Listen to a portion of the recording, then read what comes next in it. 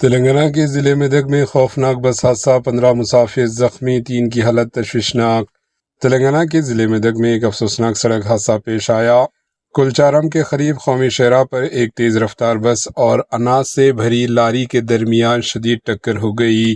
یہ بس حیدرآباد سے بودھن جا رہی تھی کہ اچانک حادثے کا شکار ہو گئی۔ حادثے میں کم از کم 15 مسافر زخمی ہو گئے، جن میں سے 3 کی حالت انتہائی نازک بتائی جا رہی ہے۔ ریسکیو ٹیموں نے فوری کارروائی کرتے ہوئے تمام زخمیوں کو میدک گورنمنٹ ہسپتال منتقل کیا، جہاں ان کا علاج جاری ہے۔